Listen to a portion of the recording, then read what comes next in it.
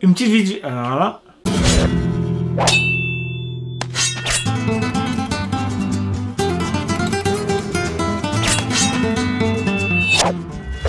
Bonjour tout le monde, c'est Younes Super NES et bienvenue sur ma chaîne. Alors à chaque fois que j'ai des potes qui viennent chez moi, ils veulent absolument voir ma chambre. Faut dire les choses comme elles sont, ma chambre c'est un vrai musée. Donc je me suis dit je vais faire plus simple que ça. Plutôt que les ramener à chaque fois un par un chez moi ou leur envoyer des photos par WhatsApp, je vais faire un room tour, une petite visite virtuelle de ma chambre. On va commencer tout de suite.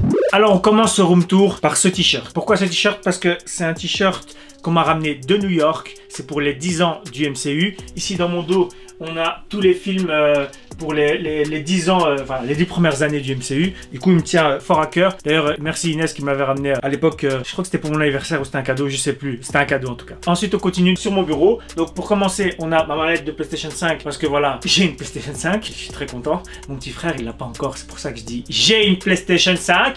Ensuite, il y a la manette de la PlayStation 5, la télécommande de la PlayStation 5 qui me sauve la vie, je vous jure, parce que pendant que la manette charge, je peux continuer à regarder ce que je veux via ma PlayStation grâce à cette télécommande. Ça m'a vraiment changé la vie. Ici, il y a la statue du Spinosaur que vous avez déjà vu dans une vidéo précédente. Si ce n'est pas déjà fait, allez la voir. Ensuite, pour mon PC, je vous dis tout de suite, je connais pas les spécificités, tout simplement parce qu'on m'a aidé à construire ce PC. Je m'y connais pas de ouf. Autant je m'y connais dans des tas de sujets, autant dans tout ce qui est PC je m'y connais pas. Il me fallait un PC pour streamer. J'ai demandé à Discover ID, c'est lui qui m'a aidé à construire mon PC. Du coup je vais voir avec lui pour les spécificités qui vont s'afficher ici. Voilà, juste là. J'espère vraiment que j'ai trouvé les réponses. Sinon, il y aura écrit j'ai pas trouvé. Comme ça, vous savez déjà d'avance. Ok. Alors, ensuite, on continue. Donc ici, derrière mon Bob, il y a une affiche des Gardiens de la Galaxie 2 que j'avais vu en IMAX. Donc c'est des affiches qui donnaient à l'entrée quand on était dans les premiers à le voir en IMAX. À la base, je voulais les collectionner, mais à chaque fois que j'allais revoir un nouveau film du MCU ou quoi, il y avait plus d'affiches. Du coup, j'étais un peu deg. Il fallait carrément des fois que je les demande aux gens pour qu'ils aillent les chercher derrière en me disant ah oui, vous savez qu'on donne des affiches. Bah ouais, en fait, fais ton taf, frère, si t'arrives.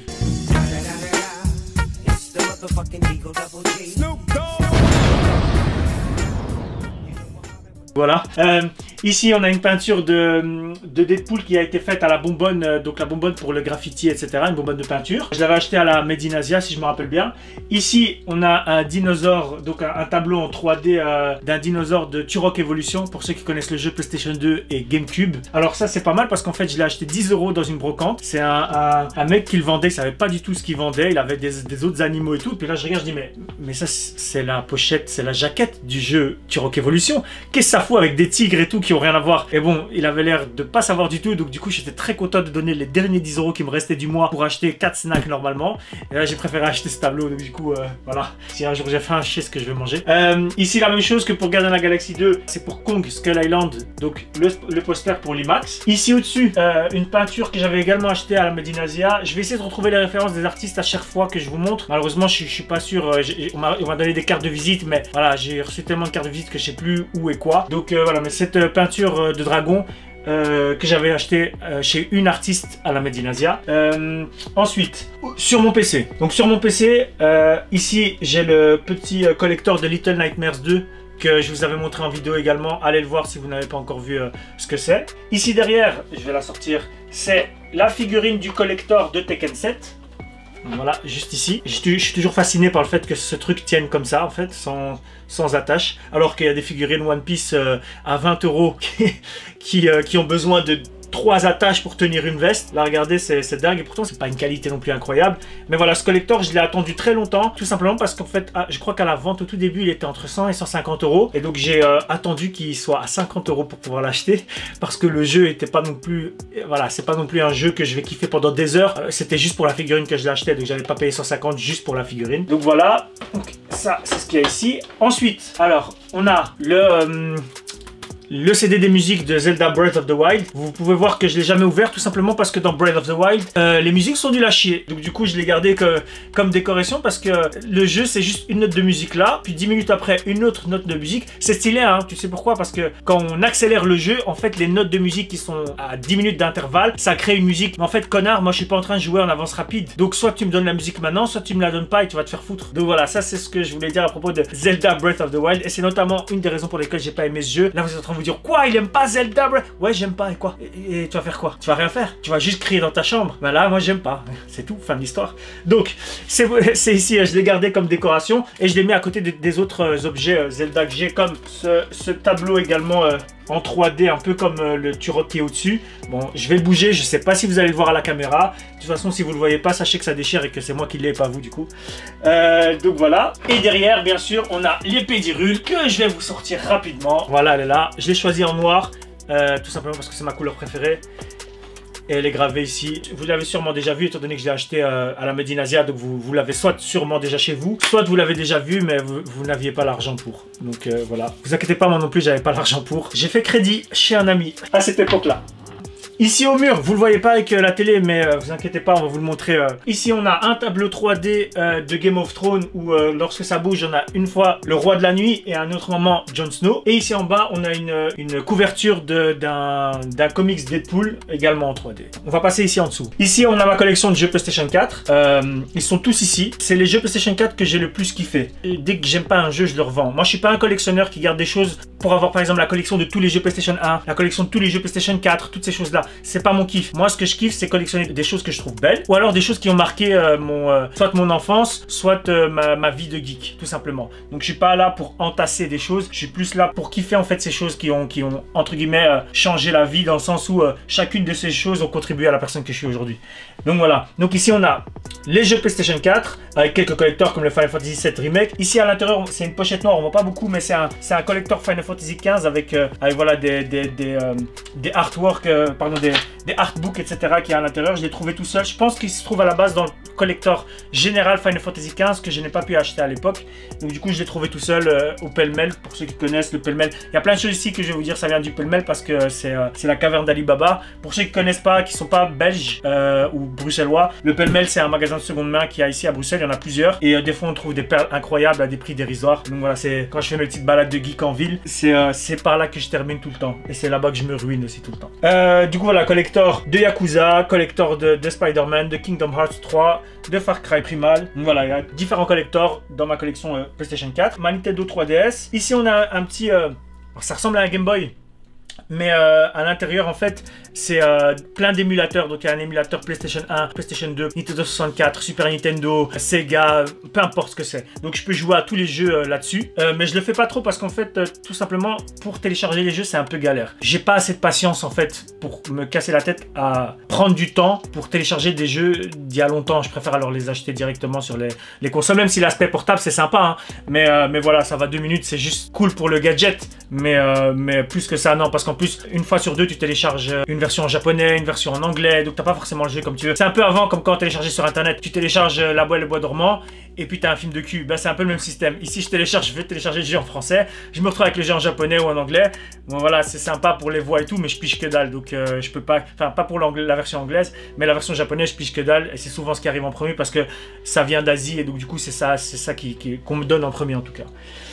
Donc voilà, et ici j'ai mes petits jeux Pokémon donc, que j'ai acheté au Japon lorsque je suis allé à Tokyo. J'ai pu trouver les versions japonaises des cartouches de Pokémon, donc Pokémon jaune, vert, rouge, or, argent et cristal. Vous pouvez voir, c'est encore sous leur plastique du premier jour où je l'ai acheté. Et voilà, c'est quelque chose qui a moyen d'avoir facilement. C'est pas hyper rare, mais moi voilà, je trouvais ça important d'avoir ça dans ma collection parce que voilà, les jeux Pokémon je les ai saignés et je les saigne encore aujourd'hui.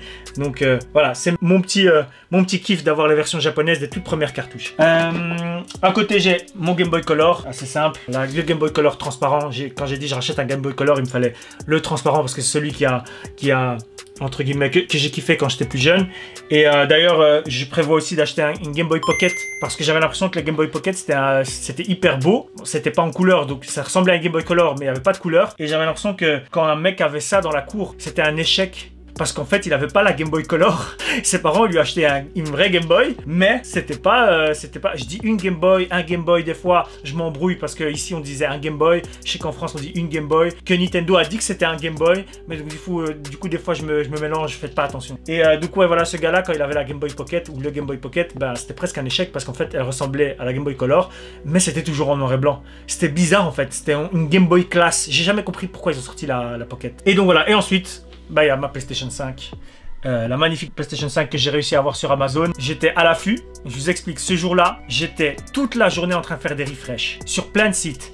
Et puis il y avait Amazon et puis je refresh, je me suis dit, c'est quoi, ça devait sortir à 13h je pense. Il était 13h40, j'avais cours à 14h et je suis en zoom et j'étais en train de me dire non, je vais jamais la voir. Tu sais quoi, je refresh une dernière fois et puis s'il n'y a pas, ben sa mère, je m'en fous. Et au moment où je refresh cette dernière fois, il y avait la PlayStation 5. Et le pire, j'ai 500 € pile sur mon compte. Je vais pour l'acheter et au moment où je la commande là sur Amazon, il fallait payer 505 €. Et là, j'ai appelé celle qui m'a offert justement ce t-shirt. J'ai dit, Inès, on a la même banque, il faut absolument que tu m'envoies 5 € tout de suite, sinon je vais perdre ma place pour la PlayStation 5. Elle me l'a envoyé direct et j'ai pu acheter du coup la PlayStation 5 et je la remercie encore aujourd'hui parce que sans elle, j'aurais pas pu l'acheter cette PlayStation 5. Donc merci Inès encore une fois. On termine du coup avec la PlayStation VR, donc le casque à réalité augmentée de PlayStation. Ce qui s'est passé avec cette PlayStation VR, c'est que je l'ai acheté. J'ai acheté quelques jeux sympas, hein, dans l'espace, avec des dinosaures, surtout celui avec les dinosaures, je voulais faire. Voilà, j'ai fait quelques petits trucs. Puis j'ai mis Resident Evil 6, je crois. Non, 7. Resident Evil 7. J'ai avancé dans le jeu. J'ai vu un mec passer devant moi et disparaître. J'ai enlevé le jeu. J'ai débranché le casque. Je n'ai plus jamais utilisé le casque de PlayStation VR depuis ce jour-là. J'ai tellement chié dans mon froc que j'ai stoppé là. Donc voilà, c'est un achat. Maintenant, c'est une décoration depuis le jour où j'ai joué à Resident Evil 7. Et tout dernier objet, c'est le collector de Saints Row 3, je crois. Non, 4. C'est pas forcément le meilleur Saints Row, vu que pour moi, le 3, ça reste le meilleur. Et le 2 est tout aussi bon, mais voilà, c'est un autre registre parce que ça partait déjà moins en cacahuète. Mais je l'ai kiffé parce qu'en fait, dedans, pour ceux qui ont joué à Saints Row 4, vous savez qu'il y a un gun, un dubstep gun. Quand vous tirez sur les gens, vous tirez de la dubstep et ils commencent à danser. Et dedans, il y a le dubstep gun en fait. Je vais vous le sortir un petit peu.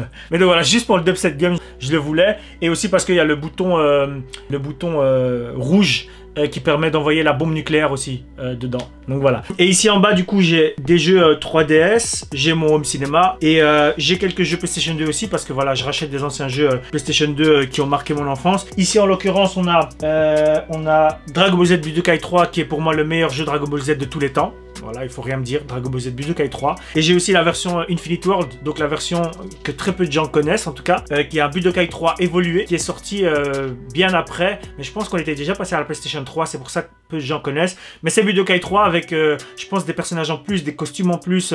Je sais plus très bien, mais je me rappelle que la version Infinite World était meilleure. Voilà, on a les Need for Speed, on a Matrix, tout ça. Voilà, je suis en train de me refaire mes jeux. Et surtout, il y a un jeu que j'ai là, c'est un jeu PC. Je suis obligé de le montrer. J'ai le jeu Marine Malice. Alors, faut savoir que ça, c'est des jeux éducatifs d'il y a très longtemps de Infogrames. C'était des jeux avec quoi on apprenait en fait à l'école au cours d'informatique. C'était des point and click, donc on doit juste cliquer sur des lieux pour que le personnage bouge ou parle, ou il se passe des choses et on devait résoudre des enquêtes. Et en fait, ces jeux-là ont marqué mon enfance et j'ai su récemment qu'ils étaient disponibles sur Steam. Donc je pense que je vais tous les racheter. Je vais peut-être même streamer ces jeux-là parce que c'est vraiment mon enfance. Qu'est-ce que je kiffais? C'était hyper drôle parce qu'on pouvait appuyer sur n'importe quoi sur le décor et il se passait quelque chose. Et des fois, c'est des choses différentes qui se passaient. C'était plein de petits easter eggs comme ça qu'on devait trouver. Et donc voilà, donc ce Marine Malice, je ne sais même pas comment ça se fait que je l'ai, étant donné que j'ai joué à ça qu'à l'école. Mais voilà, j'en ai un, peut-être que j'avais trouvé sur une brocante il y a très longtemps.